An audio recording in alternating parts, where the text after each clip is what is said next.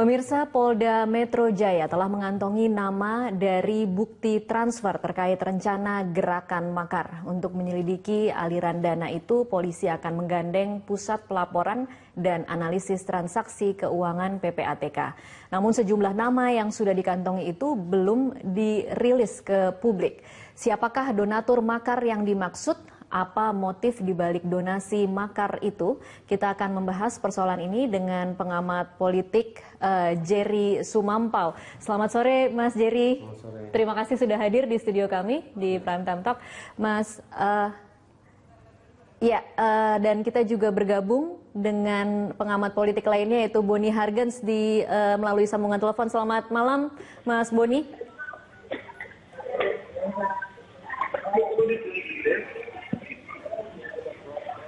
Halo. Halo. Halo. Halo, Mas Boni, sudah bisa mendengar saya? Halo. Halo.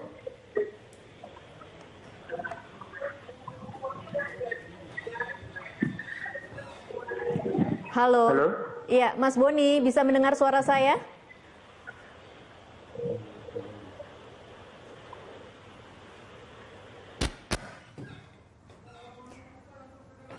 Ya, pemirsa, kami masih mencoba menghubungi Boni Hargens, pengamat politik, dan dialog pada petang hari ini membahas siapa sebenarnya donatur atau penyandang dana di balik dugaan aksi makar yang diusut oleh polisi.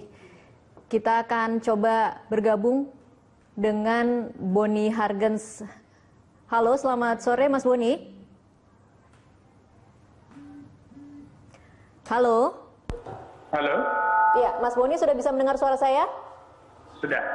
Oke, baik. Mas Boni, saya ingin langsung bertanya kepada Anda yang mengatakan bahwa makar ini sebenarnya sudah didesain. Apa maksud dari pernyataan Anda? Ya, kan kita menemukan beberapa indikasi ya. Ada pertemuan-pertemuan politik, terus kemudian ada konferensi pers Pak SBY di Cikeas tanggal 2 November. Lalu ada aktor-aktor politik lain yang kemudian sebagian ditangkap oleh polisi. Dan kelihatan memang ada linearitas yang tidak bisa dibantah antara pertemuan-pertemuan itu, konferensi pers Cikeas, aksi 411, dan seterusnya. Nah, apalagi Pak SBY sendiri juga sempat menegaskan bahwa aksi akan terus berlanjut sampai Lebaran Kuda. Dari situ aja by common sense kita bisa menarik kesimpulan, menarik hipotesis bahwa memang ada kekuatan politik ini di balik gerakan-gerakan ini. Nah, sekarang kalau soal makar, saya kira itu substansi makar itu kan ketika ada upaya secara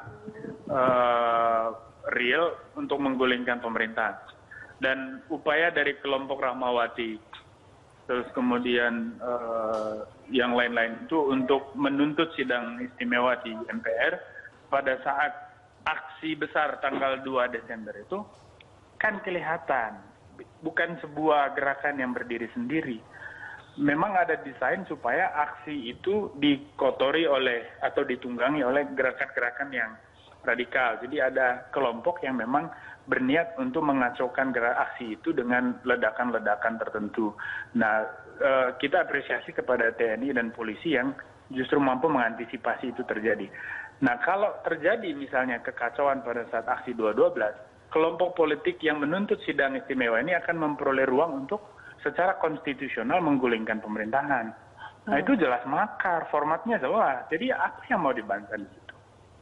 Oke, baik. Jadi Anda mau mengatakan bahwa tokoh-tokoh yang ditangkap oleh polisi pada pagi hari di 211 itu terhubung dengan konferensi pers yang dilakukan oleh SBY. Apakah maksud Anda bahwa ini semua di bawah kendali SBY apa seperti apa, Bang Boni? Saya belum berkesimpulan begitu. Tetapi bahwa by common sense bisa aja, siapa aja bisa buat kesimpulan begitu. Tapi yang saya lihat, gerakan makar dalam pengertian upaya menuntut sidang umum atau sidang istimewa atau apapun namanya di MPR persis pada saat aksi 212. Nah, dari informasi-informasi yang kita himpun memang ada kelompok yang ingin mengacaukan aksi 212 itu yang kemudian gagal karena polisi lebih dulu mengantisipasi itu. Jadi ada kelompok yang ingin supaya aksi damai itu menjadi aksi yang kacau. Pada saat kekacauan terjadi, maka legitimasi terhadap pemerintahan kan otomatis hilang. Nah, ketika situasinya menjadi gamang seperti itu, gerakan konstitusional menuntut sidang istimewa akan memperoleh ruang. Nah, ini yang disebut makar. Jadi kelihatannya konstitusional memang ujungnya. Tapi sekali lagi, menurut saya yang paling bertanggung jawab adalah siapa yang menggerakkan semua kekacauan ini dan siapa yang mengeluarkan uang untuk ini. Sejauh ini ya, ini nanti urusannya polisi tentu saja untuk mengumpulkan bukti-bukti hukumnya. Tapi yang jelas dari pembacaan politik kita melihat ada bukan hanya individu, tetapi ada perusahaan-perusahaan asing juga ikut terlibat di dalam pendanaan gerakan-gerakan yang perusahaan asing yang mana, Bang Boni?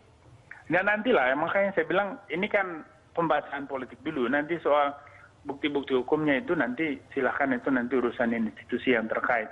Tetapi dari pengamatan kami memang kelihatan kok ada perusahaan-perusahaan yang tidak nyaman dengan upaya penegakan hukum di negara ini. Dan mereka mengambil untung dari dulu karena sistem hukum kita yang kacau, yang korup, yang tidak profesional. Nah, kelompok-kelompok ini justru berkepentingan untuk menggulingkan pemerintahan ini.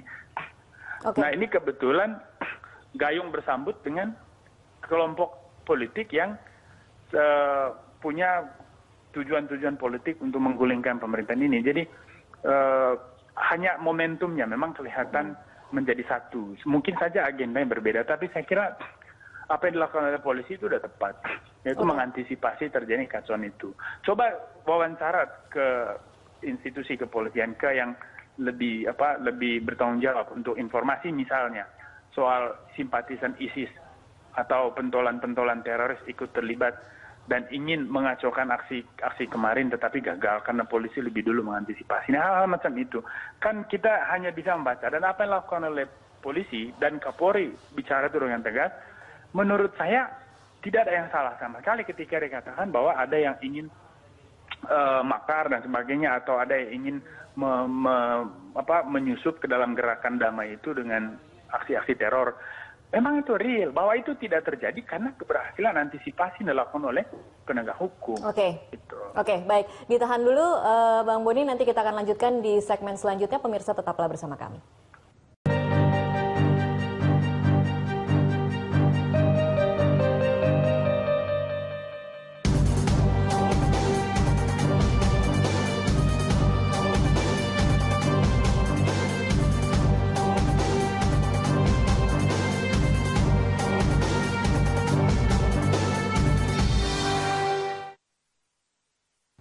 Pemirsa, kami lanjutkan perbincangan. Saya ke Jerry Sumantau yang saat ini ada di studio. Mas Jerry, kalau Anda sendiri melihat dugaan persiapan aksi makar, kemudian melihat nama-nama yang kemarin ditangkap pada pagi hari di 212, apa komentar Anda?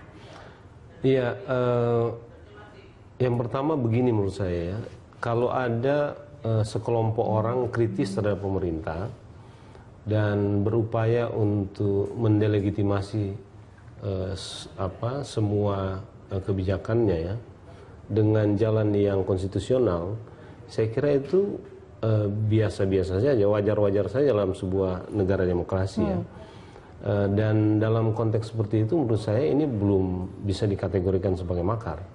Saya sih memahami makar itu sebagai upaya untuk menggulingkan pemerintahan yang sah lewat jalan-jalan yang inkonstitusional. Oke, jadi kalau orang-orang itu dituduh, nama-nama itu dituduh melakukan persiapan untuk melakukan upaya penggulingan pemerintahan, tetapi dengan mendatangi gedung MPR DPR, itu sekeras apapun sebenarnya tidak bisa dikategorikan sebagai upaya makar. Iya, kalau itu saja ya, kalau itu saja. Jadi kalau alasan datang ke MPR itu untuk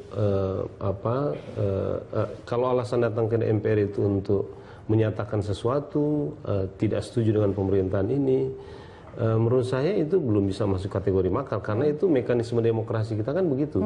Soal apakah MPR DPR itu mau terima atau tidak, itu kan harus diperbincangkan di sana. Nah, kalau hanya kejadian seperti itu kita kategorikan sebagai makar, saya kira belum juga ya, karena termasuk kalau ada dana untuk menggerakkan atau memobilisasi massa secara besar-besaran itu juga tetap tidak apa-apa, tidak bisa dikategorikan makar. Iya, sejauh aksi itu dilakukan secara damai gitu ya, karena begini, aksi massa di jalanan itu dalam koridor demokrasi itu masih oke-oke aja, tidak ada yang salah dengan itu. Yang salah kan kalau aksi itu kemudian dipakai sebagai upaya untuk melakukan katakanlah kudeta atau menggulingkan pemerintahan yang sah lewat jalan-jalan kekerasan misalnya. Itu yang salah gitu ya. Nah tapi kan begini, kalau polisi atau aparat intelijen kita mencium ada upaya-upaya itu yang secara terencana dilakukan, katakanlah oleh para tokoh yang sudah kita tahu bersama, semestinya ya sudah harus ada tindakan. Kan di situ soalnya. Tapi kita tahu kemarin sudah sempat ditangkap, diperiksa, lalu dilepaskan sebagian itu. Ada juga yang kemudian ditangkap kembali ya. Tapi saya kira gini juga. Dalam negara demokrasi kita, kalau ada sekelompok orang rutin bertemu ya, membicarakan sesuatu, lalu mengkritik pemerintah macam-macam, menurut saya ini juga masih bagian dari mekanisme demokrasi yang harus kita terima gitu ya. Kalau upaya itu kemudian mengerucut kepada menunggangi aksi-aksi massa yang besar seperti kemarin, dan itu diarahkan betul-betul untuk membuat kekacauan, nah itu mungkin bisa masuk kategori makar ya. Tapi memang harus ada bukti yang cukup kuat untuk mengatakan itu. Tapi kalau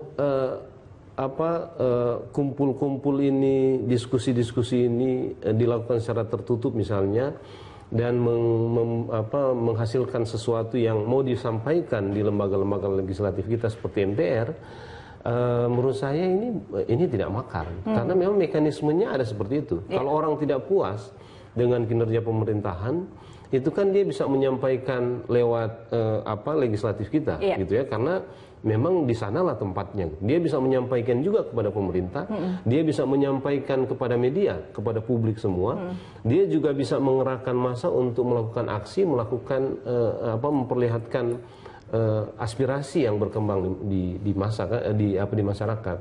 Tetapi kan upaya-upaya seperti itu belum tentu juga didukung oleh masyarakat, kan gitu. Kalau masyarakat tidak setuju, nggak akan jalan. Tidak akan jalan. Oke, baik. Coba kita tanyakan lagi ke Bang Boni. Bang Boni, tadi kalau pendapat Mas Jerry, halo? Oke, mohon maaf pemirsa, tampaknya sambungan telepon kami dengan Boni Hargen sudah terputus. Saya kembali lagi ke Mas Jerry. Mas Jerry, kalau Anda melihat atau mencoba memahami apa yang dilakukan oleh polisi, mungkinkah apa yang dilakukan oleh polisi pada pagi hari itu memang untuk mencegah sesuatu yang tidak terkendali ketika itu terjadi di masa yang begitu banyak? Karena mungkin saja antisipasi polisi adalah bila kemudian apa yang disampaikan itu justru membakar emosi massa dan berkembang menjadi sesuatu yang tidak bisa dikendalikan. Bisakah itu menjadi dasar untuk melakukan penahanan dengan tuduhan makar? Ya, saya kira kalau ada gejala-gejala ke arah itu ya, karena ini kan massa besar sekali ya, sudah bisa kita prediksi sebelumnya kan gitu. Lalu kalau ada gelagat dari sekelompok orang ingin menunggangi ini, lalu ditangkap oleh polisi dan mereka punya bukti-bukti yang cukup kuat, saya kira sah-sah aja penangkapan itu, kan gitu. Jadi saya kira penangkapan kemarin sah saja sebagai sebuah upaya untuk mengantisipasi terjadinya sesuatu yang sama sekali kita tidak inginkan, gitu ya, dalam konteks menunggangi. Tapi apakah memang itu juga orang-orang ini memang bisa menunggangi itu juga pertanyaan. Karena itu menurut saya yang harus dijawab oleh kepolisian. Kalau informasi yang kita dengar setelah itu kan dari kepolisian bahwa memang orang-orang ini dicurigai akan menunggangi, lalu kemudian diperiksa. Itu menurut saya sah-sah aja, karena dia mengantisipasi sesuatu yang lebih buruk akan terjadi. Boleh-boleh saja, tapi kemudian setelah dilepas, ya mestinya harus ada penjelasan. Ada penjelasan yang polisian yang lebih karena sudah berkembang opini di publik bahwa itu upaya makar, kan gitu. Tapi kok polisi nggak menahan? Gitu. Sebagian orang itu kemudian dilepas ya gitu. Oke. Jadi sepertinya polisi berhutang penjelasan kepada masyarakat atas apa yang terjadi dalam beberapa hari terakhir setelah 212. Dan opini ini kan terus berkembang ya, opini terus berkembang. Tentu begini, dalam hal-hal seperti ini ada kepentingan politik yang bermain di belakangnya, termasuk mungkin kecurigaannya terhadap siapa yang mendanai atau yang mau mendanai semua proses ini ya. 411, 212 itu kan pengerahan massa yang cukup besar dan saya kira kita nggak mungkin tidak mungkin menafikan bahwa di balik itu ada dana yang cukup besar, gitu ya. Nah, sekarang kan selalu pertanyaan kita di mana dana itu. Saya kira upaya kepolisian untuk menggunakan PPATK untuk mendeteksi dana-dana itu dari mana asalnya, ini menurut saya menjadi penting ya. Dan PPATK itu kan bisa saja membuka dari mana dana itu mengalir ya. Kalau memang ada ancaman serius terhadap kehidupan berbangsa kita gitu ya. Oke. Baik, kita akan coba tanyakan ke pihak kepolisian. Sudah bergabung bersama kami Kabid Humas Polda Metro Jaya, Argo Yuwono. Selamat sore Pak Argo. Selamat sore Mbak. Iya, Pak Argo, apa yang diketahui oleh pihak kepolisian terkait dengan kucuran dana yang mengalir untuk aksi damai baik 411 maupun 212? Jadi penyidik Polda Metro Jaya sudah membentuk tim ya untuk analisa keuangan, dan tentunya ini kita tetap koordinasi dengan PPATK.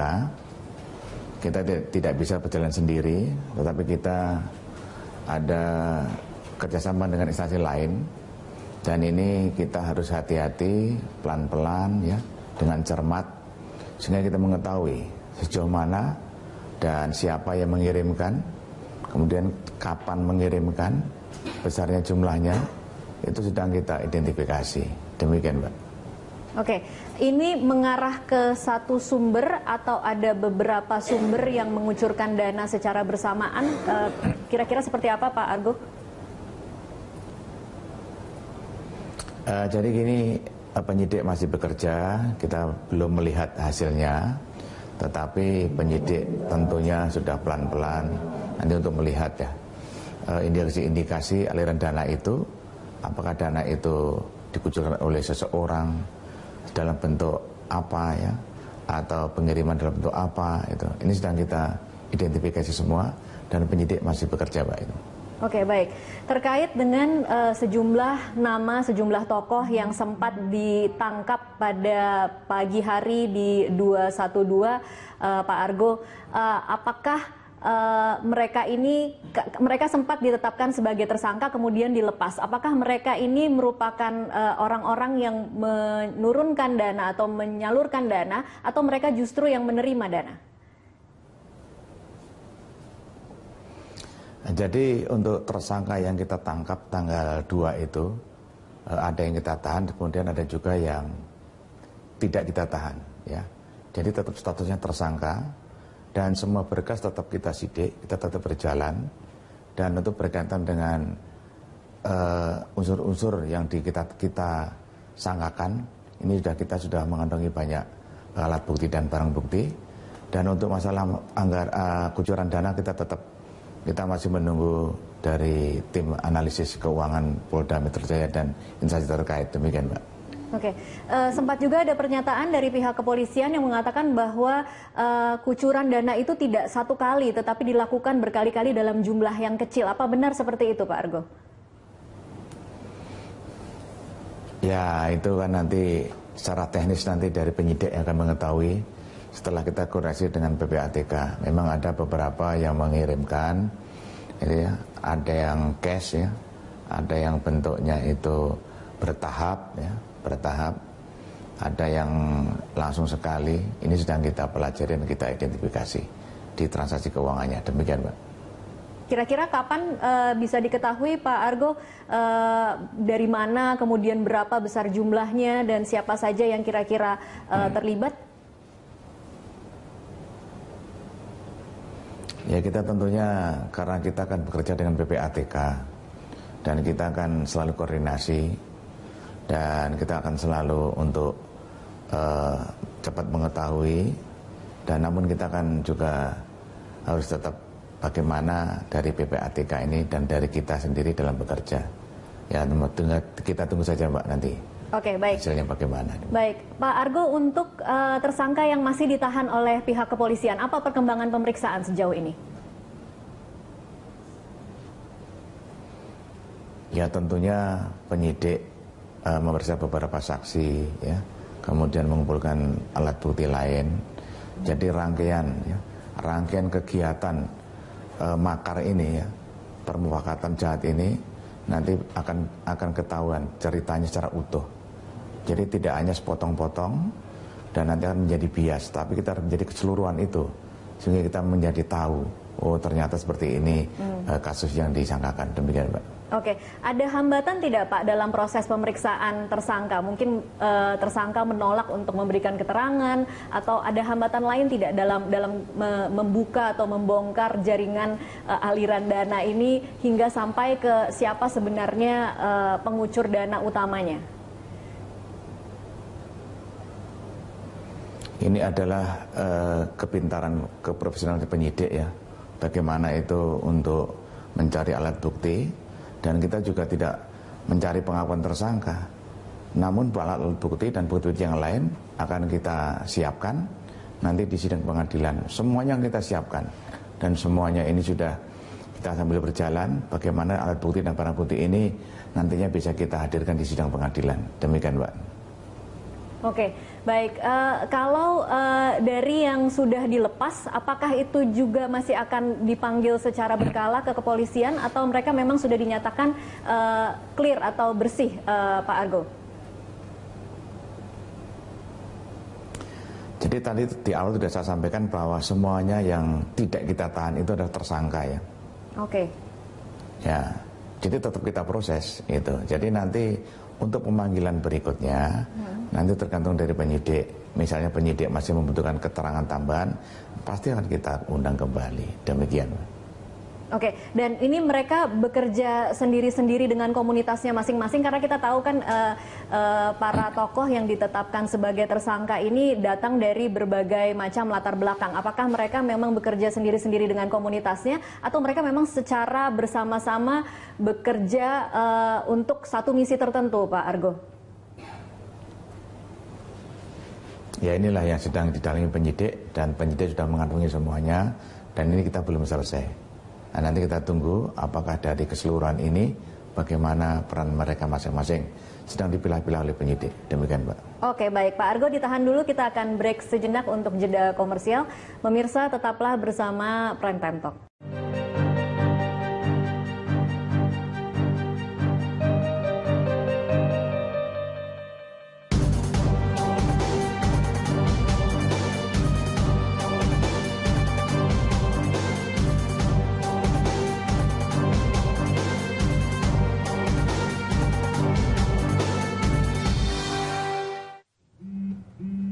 Pemirsa, terima kasih Anda masih terus menyaksikan Prime Time Talk. Saya akan kembali bergabung dengan Kabid Humas Polda Metro Jaya, Raden Prabowo Argo Yuwono. Pak Argo, kalau nanti kemudian akhirnya diketahui seperti apa rangkaian ceritanya, kemudian diketahui dengan jelas siapa sebenarnya di balik aksi upaya makar ini, kira-kira akan dijerat pasal seperti apa Pak untuk para donatur itu? Ya nanti kan kita lihat ya, apakah unsur-unsurnya dari pasal 107 atau 110 itu terpenuhi atau tidak, atau oleh pasal yang lain. Tentunya nanti penyidik nanti yang akan menilai atau mencari pasal-pasal yang akan dikenakan kepada para tersangka, para donatur tersebut. Ini masih bekerja, kita masih mengumpulkan semua alat bukti, dan mohon untuk menunggu agar penyidik Polda Metro Jaya untuk cepat untuk menyelesaikan kasus ini. Demikian, Mbak. Oke, kalau boleh tahu Pak, mengapa ada yang ditahan dan mengapa yang ada yang dilepas? Apa pertimbangan polisi? Yaitu untuk penahanan itu kan subjektivitas penyidik ya, subjektivitas penyidik. Dan misalnya subjektivitas itu ada seseorang yang sakit, apakah kita paksakan untuk kita tahan? Kan nggak mungkin. Ya kita untuk menghargai dan kemudian kita juga memberikan kesempatan untuk berobat. Kan tidak terus kita serta-merta kita mutlak gitu. Dan di dalam KUHP juga disampaikan bahwa itu dapat ditahan. Artinya bisa ditahan, bisa tidak. Tergantung daripada subjektivitas penyidik yang melakukan penyidikan kasus tersebut. Demikian, Mbak. Oke, baik. Terima kasih Pak Argo Yuwono untuk waktunya bersama kami di Prime Time Talk. Ya, saya kembali lagi ke Mas Jerry. Mas Jerry, kalau Anda melihat tadi jawaban-jawaban polisi, sepertinya memang belum mau untuk membuka kira-kira sebenarnya seperti apa dan apa yang sudah diketahui sejauh ini. Saya kira prosesnya sedang berjalan ya. Iya. Dan memang ini harus diklarifikasi betul ya, dibuktikan oleh kepolisian karena sudah ada penangkapan lalu opini sudah berkembang juga di masyarakat. Karena begini, ke depan kalau ini tidak clear betul, khususnya mendefinisikan makar yang dilakukan oleh yang diduga dilakukan oleh para tokoh ini gitu. Ini bisa menjadi presiden yang tidak baik juga bagi negara kita ini ke depan. Ini kan bisa menjadi alat dari penguasa untuk melakukan penindakan terhadap suara-suara kritis yang muncul di masyarakat. Itu bahayanya. Karena itu saya kira memang harus didefinisikan betul. Gejala ke arah sana sebagaimana yang tadi Boni kemukakan memang ada gitu ya, memang ada. Dan apa yang kemudian dikemukakan oleh kepolisian kan kita bisa melihat ada gejala-gejala ke arah sana. Cuma itu lagi ini harus dibuktikan betul. Artinya bukti apapun yang dimiliki polisi seharusnya dibuka saja kepada masyarakat. Ya memang tadi Pak Argo mengatakan belum waktunya untuk membuka itu ya, karena proses penyelidikan masih sedang berjalan. Saya kira ini oke-oke saja. Tapi kalau nanti tidak clear ini yang repot kan gitu. Saya kira masyarakat sekarang membutuhkan penjelasan yang clear ya tentang ini karena karena tuduhan makar ini adalah tuduhan yang serius bagi para tokoh, dan saya kira kita masih punya trauma di masa Orde Baru dengan makar ini ya. Dan ini kan orang mulai berpikir dan mengembalikan lagi ini ke masa Orde Baru gitu ya. Karena ini bisa saja dilihat sebagai upaya untuk membungkam suara-suara kritis yang muncul di masyarakat. Gitu. Saya kira sejak reformasi konteks kita sudah sangat berbeda. Demokrasi kita sudah sangat maju, dan karena itu kalau ada tuduhan makar seperti ini memang harus dijelaskan gitu. Tadi juga Bung Boni menjelaskan ini kan baru gejala-gejala. Gejala-gejala itu mungkin secara umum bisa kita lihat ada. Gitu ya. Kalau kita belajar dari 411 gitu ya, kemudian ke 411 paling enggak ya. Memang gejalanya karena dilihat dari jumlah masanya atau dari mana? Saya kira beberapa orang itu memang berusaha untuk membakar emosi massa, gitu ya, 411. Rekaman-rekaman terhadap itu saya kira bisa kita lihat kok, bisa kita lihat. Makanya mungkin di 212 kemungkinan ke arah itu dibatasi atau ditangkal, dihentikan oleh kepolisian. Saya kira itu baik gitu. Saya kira itu baik, dan ini kita apresiasi sebagai sebuah keberhasilan kepolisian ya, gitu ya. Jadi ruang demokrasi, ruang aspirasi itu tetap dibuka, gitu tetapi yang membakar itu kemudian diredam. Gitu. Tapi tindakan-tindakan ini harus dijelaskan. Gitu. Kita masih menunggu banyak hal penjelasan dari kepolisian untuk membuat ini betul-betul jernih, saya kira. Oke, baik. Kita akan lanjutkan di segmen selanjutnya. Pemirsa tetaplah bersama kami.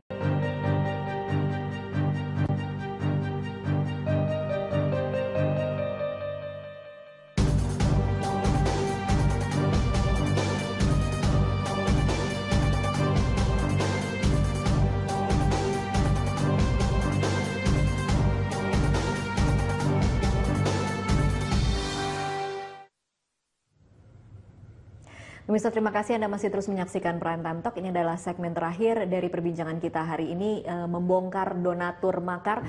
Mas Jerry, adakah ketakutan kemudian ketika kemarin sejumlah tokoh ditahan oleh polisi dengan tuduhan dugaan makar, tetapi hingga saat ini kita tidak mengetahui secara persis apa yang sudah mereka lakukan sehingga membuat mereka menjadi ditahan. Adakah kemudian ini menjadi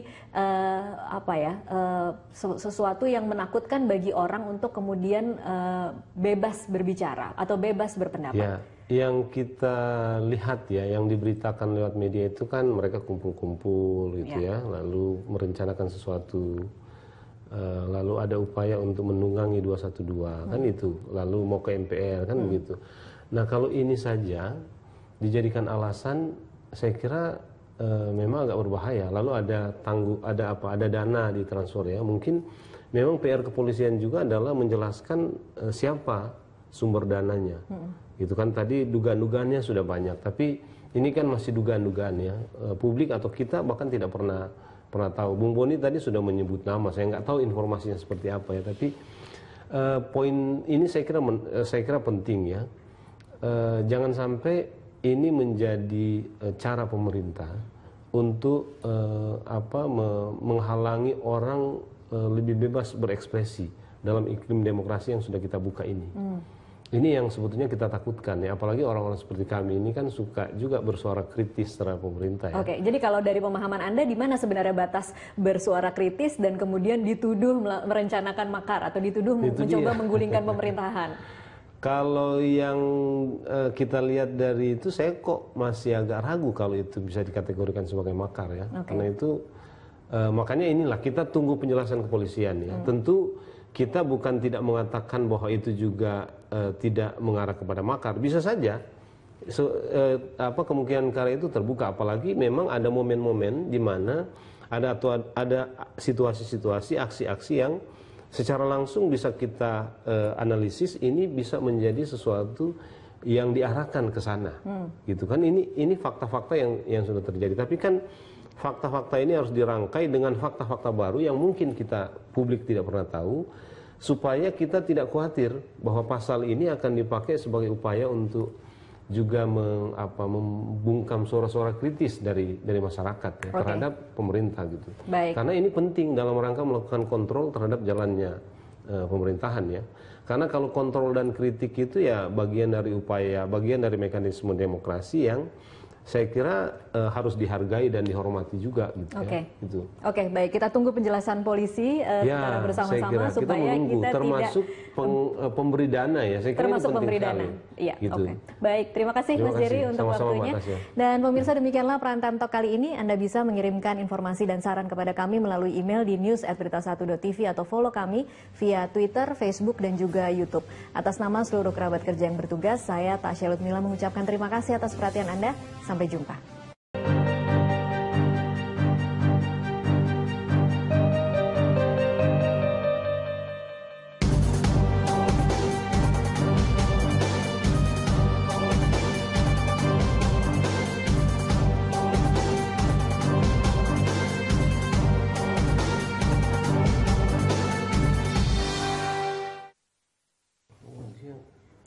Pemirsa, Polda Metro Jaya telah mengantongi nama dari bukti transfer terkait rencana gerakan makar. Untuk menyelidiki aliran dana itu, polisi akan menggandeng Pusat Pelaporan dan Analisis Transaksi Keuangan PPATK. Namun sejumlah nama yang sudah dikantongi itu belum dirilis ke publik. Siapakah donatur makar yang dimaksud? Apa motif dibalik donasi makar itu? Kita akan membahas persoalan ini dengan pengamat politik Jerry Sumampau. Selamat sore Mas Jerry. Selamat sore. Terima kasih sudah hadir di studio kami di Prime Time Talk. Mas,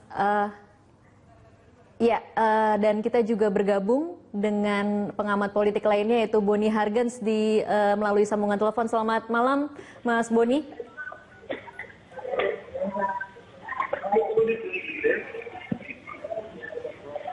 Halo? Halo. Halo? Halo, Mas Boni sudah bisa mendengar saya? Halo? Halo.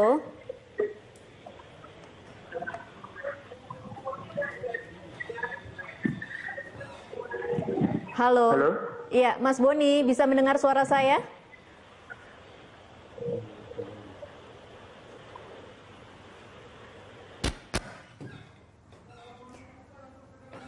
Ya, pemirsa, kami masih mencoba menghubungi Boni Hargens, pengamat politik, dan dialog pada petang hari ini membahas siapa sebenarnya donatur atau penyandang dana di balik dugaan aksi makar yang diusut oleh polisi.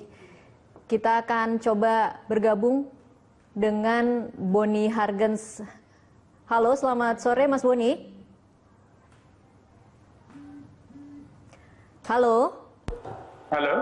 Iya, Mas Boni sudah bisa mendengar suara saya? Sudah. Oke, baik. Mas Boni, saya ingin langsung bertanya kepada Anda yang mengatakan bahwa makar ini sebenarnya sudah didesain. Apa maksud dari pernyataan Anda? Ya, kan kita menemukan beberapa indikasi ya. Ada pertemuan-pertemuan politik, terus kemudian ada konferensi pers Pak SBY di Cikeas tanggal 2 November. Lalu ada aktor-aktor politik lain yang kemudian sebagian ditangkap oleh polisi.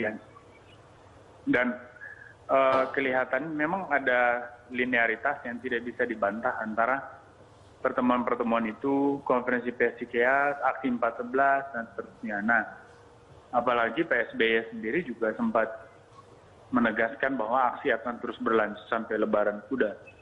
Dari situ aja by common sense kita bisa menarik kesimpulan, menarik hipotesis bahwa memang ada kekuatan politik ini di balik gerakan-gerakan ini.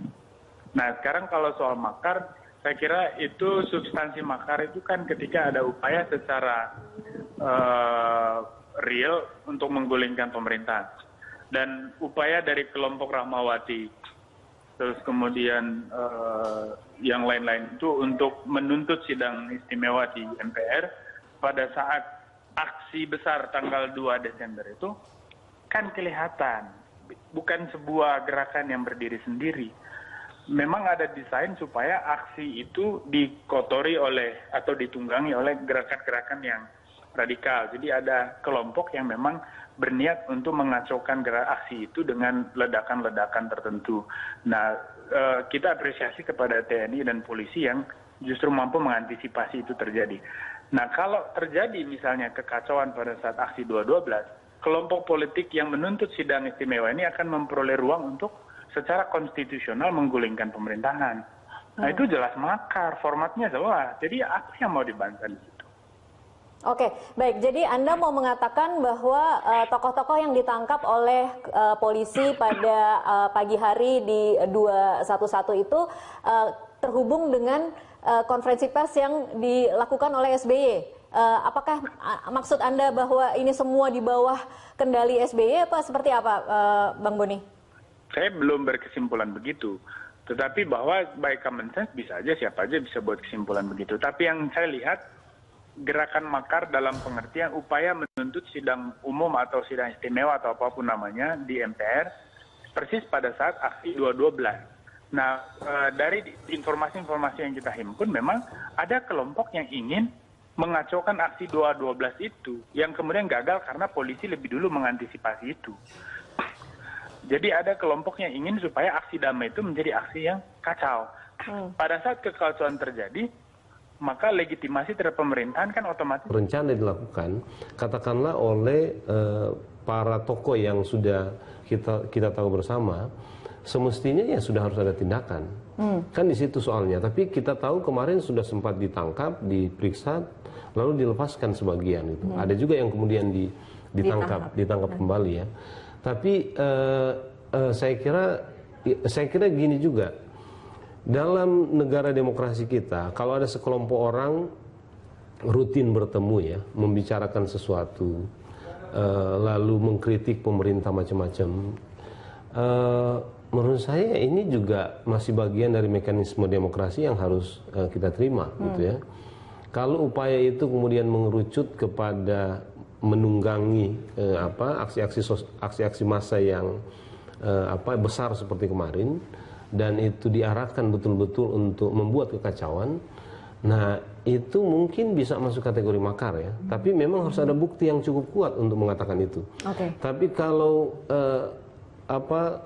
kumpul-kumpul ini, diskusi-diskusi ini dilakukan secara tertutup misalnya, dan menghasilkan sesuatu yang mau disampaikan di lembaga-lembaga legislatif kita seperti MPR, menurut saya ini tidak makar, karena memang mekanismenya ada seperti itu. Kalau orang tidak puas dengan kinerja pemerintahan, itu kan dia bisa menyampaikan lewat legislatif kita, gitu ya, karena memang di sanalah tempatnya. Dia bisa menyampaikan juga kepada pemerintah, dia bisa menyampaikan kepada media, kepada publik semua. Dia juga bisa mengerahkan massa untuk melakukan aksi, melakukan memperlihatkan aspirasi yang berkembang di masyarakat. Tetapi kan upaya-upaya seperti itu belum tentu juga didukung oleh masyarakat, kan gitu. Kalau masyarakat tidak setuju, nggak akan jalan. Tidak akan jalan. Oke, baik. Coba kita tanyakan lagi ke Bang Boni. Bang Boni, tadi kalau pendapat Mas Jerry, halo? Oke, mohon maaf pemirsa, tampaknya sambungan telepon kami dengan Boni Hargen sudah terputus. Saya kembali lagi ke Mas Jerry. Mas Jerry, kalau Anda melihat atau mencoba memahami apa yang dilakukan oleh polisi, mungkinkah apa yang dilakukan oleh polisi pada pagi hari itu memang untuk mencegah sesuatu yang tidak terkendali ketika itu terjadi di masa yang begitu banyak? Karena mungkin saja antisipasi polisi adalah bila kemudian apa yang disampaikan itu justru membakar emosi massa dan berkembang menjadi sesuatu yang tidak bisa dikendalikan. Bisakah itu menjadi dasar untuk melakukan penahanan dengan tuduhan makar? Ya, saya kira kalau ada gejala-gejala ke arah itu ya, karena ini kan massa besar sekali ya, sudah bisa kita prediksi sebelumnya kan gitu. Lalu kalau ada gelagat dari sekelompok orang ingin menunggangi ini, lalu ditangkap oleh polisi dan mereka punya bukti-bukti yang cukup kuat, saya kira sah-sah aja penangkapan itu, kan gitu. Jadi saya kira penangkapan kemarin sah saja sebagai sebuah upaya untuk mengantisipasi terjadinya sesuatu yang sama sekali kita tidak inginkan, gitu ya, dalam konteks menunggangi. Tapi apakah memang itu juga orang-orang ini memang bisa menunggangi itu juga pertanyaan. Karena itu menurut saya yang harus dijawab oleh kepolisian. Kalau informasi yang kita dengar setelah itu kan dari kepolisian bahwa memang orang-orang ini dicurigai akan menunggangi, lalu kemudian diperiksa. Itu menurut saya sah-sah aja, karena dia mengantisipasi sesuatu yang lebih buruk akan terjadi. Boleh-boleh saja, tapi kemudian setelah dilepas, ya mestinya harus ada penjelasan. Ada penjelasan yang polisian yang lebih karena sudah berkembang opini di publik bahwa itu upaya makar, kan gitu. Tapi kok polisi nggak menahan? Gitu. Sebagian orang itu kemudian dilepas ya gitu. Jadi sepertinya polisi berhutang penjelasan kepada masyarakat atas apa yang terjadi dalam beberapa hari terakhir setelah 212. Dan opini ini kan terus berkembang ya, opini terus berkembang. Tentu begini, dalam hal-hal seperti ini ada kepentingan politik yang bermain di belakangnya, termasuk mungkin kecurigaannya terhadap siapa yang mendanai atau yang mau mendanai semua proses ini ya. 411, 212 itu kan pengerahan massa yang cukup besar, dan saya kira kita nggak mungkin tidak mungkin menafikan bahwa di balik itu ada dana yang cukup besar, gitu ya. Nah, sekarang kan selalu pertanyaan kita di mana dana itu. Saya kira upaya kepolisian untuk menggunakan PPATK untuk mendeteksi dana-dana itu dari mana asalnya, ini menurut saya menjadi penting ya. Dan PPATK itu kan bisa saja membuka dari mana dana itu mengalir ya, kalau memang ada ancaman serius terhadap kehidupan berbangsa kita gitu ya. Oke. Baik, kita akan coba tanyakan ke pihak kepolisian. Sudah bergabung bersama kami Kabid Humas Polda Metro Jaya, Argo Yuwono. Selamat sore Pak Argo. Hilang. Nah, ketika situasinya menjadi gamang seperti itu, gerakan konstitusional menuntut sidang istimewa akan memperoleh ruang.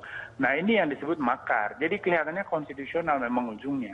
Tapi sekali lagi, menurut saya yang paling bertanggung jawab adalah siapa yang menggerakkan semua kekacauan ini dan siapa yang mengeluarkan uang untuk ini.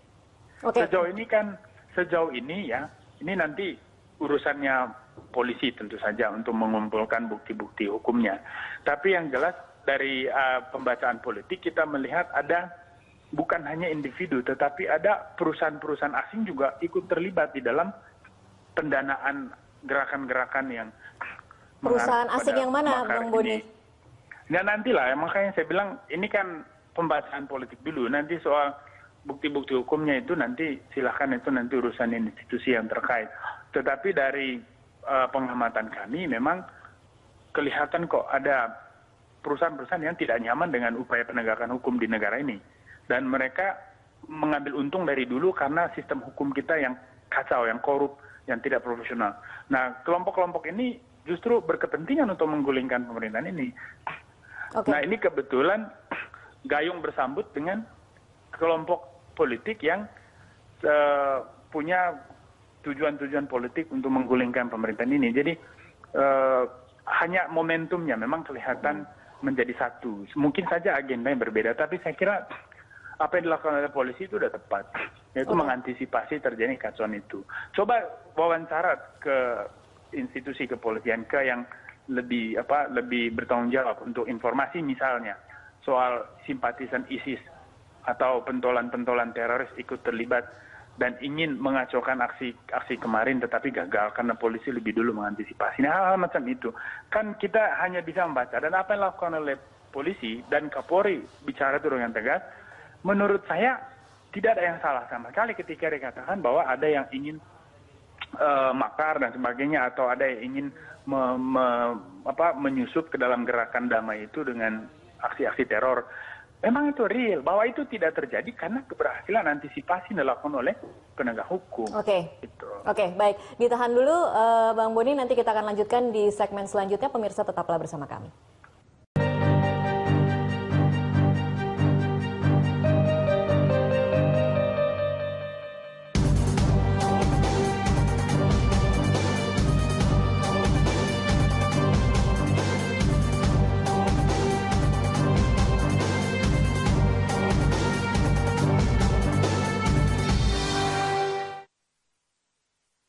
Pemirsa, kami lanjutkan perbincangan. Saya ke Jerry Sumantau yang saat ini ada di studio. Mas Jerry, kalau Anda sendiri melihat dugaan persiapan aksi makar, kemudian melihat nama-nama yang kemarin ditangkap pada pagi hari di 212, apa komentar Anda?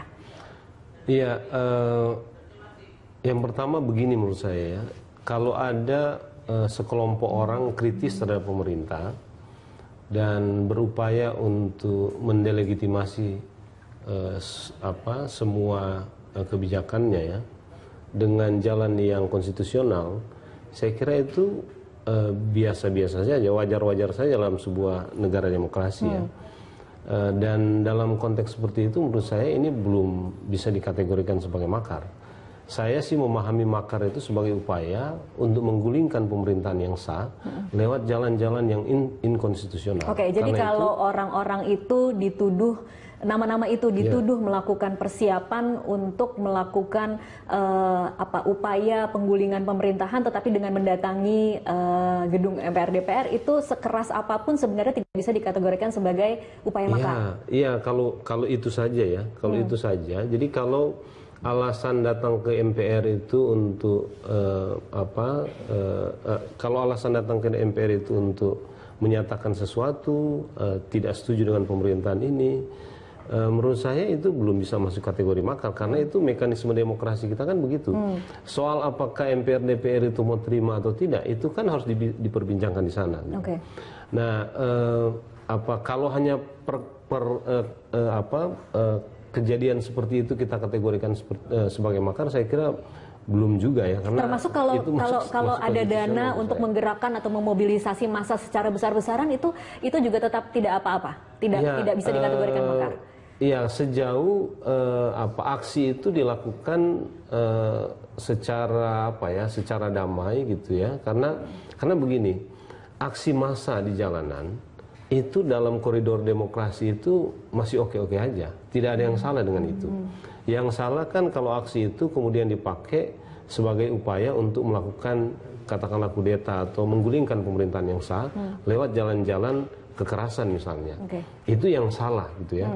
Nah, tapi kan begini, kalau polisi atau aparat intelijen kita mencium ada upaya-upaya itu yang secara Selamat sore, Mbak. Iya, Pak Argo, apa yang diketahui oleh pihak kepolisian terkait dengan kucuran dana yang mengalir untuk aksi damai baik 411 maupun 212? Jadi penyidik Polda Metro Jaya sudah membentuk tim ya untuk analisa keuangan, dan tentunya ini kita tetap koordinasi dengan PPATK. Kita tidak bisa berjalan sendiri, tetapi kita ada kerjasama dengan instansi lain, dan ini kita harus hati-hati, pelan-pelan ya, dengan cermat, sehingga kita mengetahui sejauh mana dan siapa yang mengirimkan, kemudian kapan mengirimkan, besarnya jumlahnya, itu sedang kita identifikasi. Demikian, Mbak. Oke, ini mengarah ke satu sumber atau ada beberapa sumber yang mengucurkan dana secara bersamaan? Kira-kira seperti apa, Pak Argo?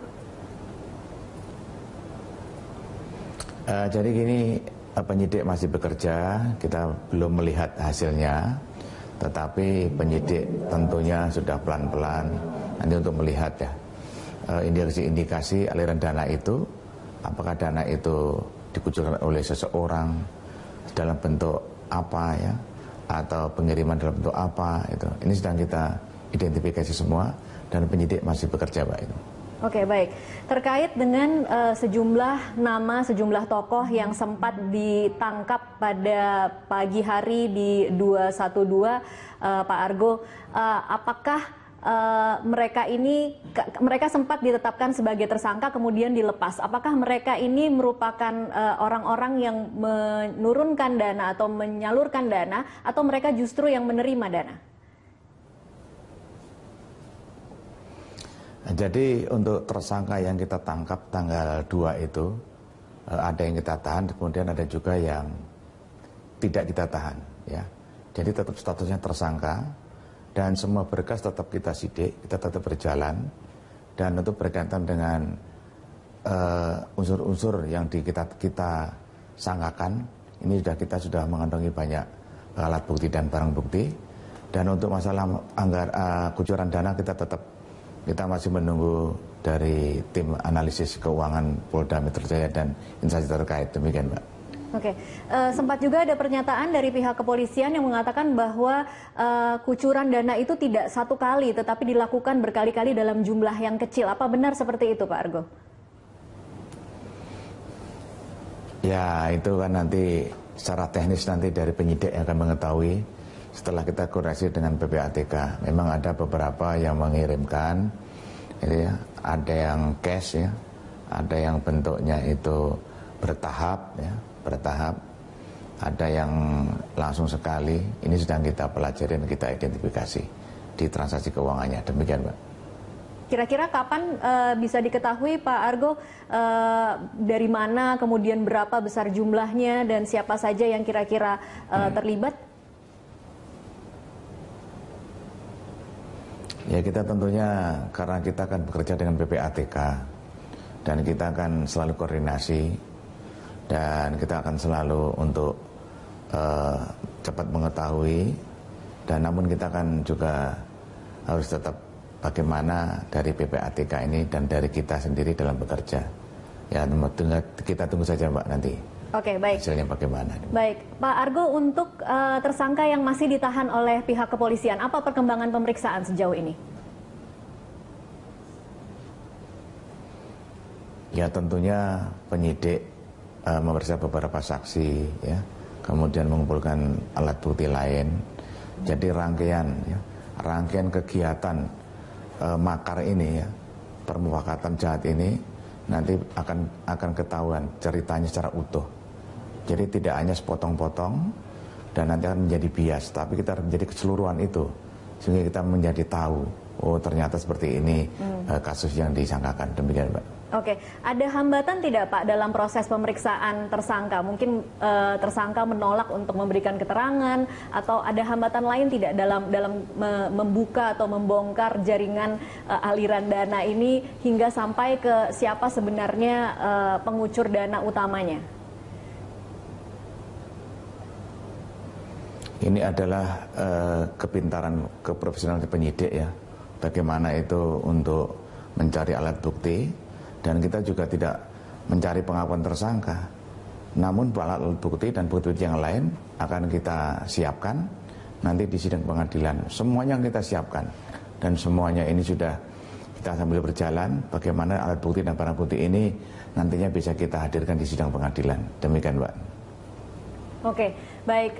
Kalau dari yang sudah dilepas, apakah itu juga masih akan dipanggil secara berkala ke kepolisian, atau mereka memang sudah dinyatakan clear atau bersih, Pak Argo? Jadi tadi di awal sudah saya sampaikan bahwa semuanya yang tidak kita tahan itu adalah tersangka ya. Oke. Ya, jadi tetap kita proses itu. Jadi nanti untuk pemanggilan berikutnya, nanti tergantung dari penyidik. Misalnya penyidik masih membutuhkan keterangan tambahan, pasti akan kita undang kembali. Demikian. Oke, dan ini mereka bekerja sendiri-sendiri dengan komunitasnya masing-masing, karena kita tahu kan para tokoh yang ditetapkan sebagai tersangka ini datang dari berbagai macam latar belakang. Apakah mereka memang bekerja sendiri-sendiri dengan komunitasnya, atau mereka memang secara bersama-sama bekerja untuk satu misi tertentu, Pak Argo? Ya, inilah yang sedang didalami penyidik, dan penyidik sudah mengantongi semuanya, dan ini kita belum selesai. Nah, nanti kita tunggu apakah dari keseluruhan ini bagaimana peran mereka masing-masing, sedang dipilah-pilah oleh penyidik. Demikian, Pak. Oke, baik Pak Argo, ditahan dulu, kita akan break sejenak untuk jeda komersial. Pemirsa, tetaplah bersama Prime Time Talk.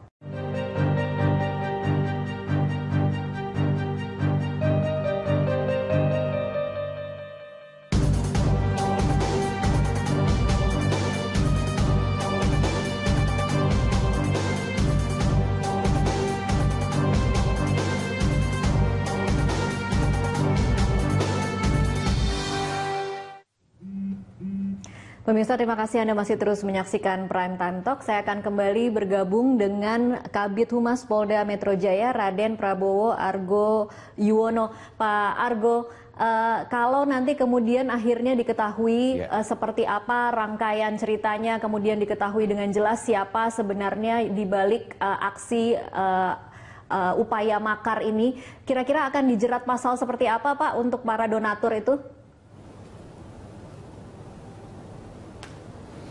Ya, nanti kan kita lihat ya, apakah unsur-unsurnya dari pasal 107 atau 110 itu terpenuhi atau tidak, atau oleh pasal yang lain. Tentunya nanti penyidik nanti yang akan menilai atau mencari pasal-pasal yang akan dikenakan kepada para tersangka, para donatur tersebut. Ini masih bekerja, dan kita masih mengumpulkan semua alat bukti, dan mohon untuk menunggu agar penyidik Polda Metro Jaya untuk cepat untuk menyelesaikan kasus ini. Demikian, Mbak.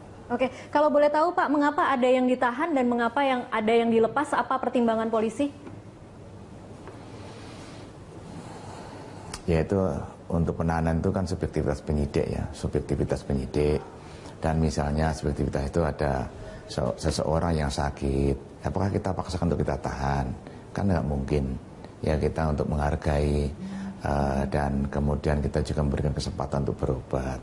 Kan tidak terus kita serta-merta kita mutlak gitu. Dan di dalam kuhap juga disampaikan bahwa itu dapat ditahan. Artinya bisa ditahan, bisa tidak. Tergantung daripada subjektivitas penyidik yang melakukan penyidikan kasus tersebut. Demikian, Pak. Oke, baik. Terima kasih Pak Argo Yuwono untuk waktunya bersama kami di Prime Time Talk.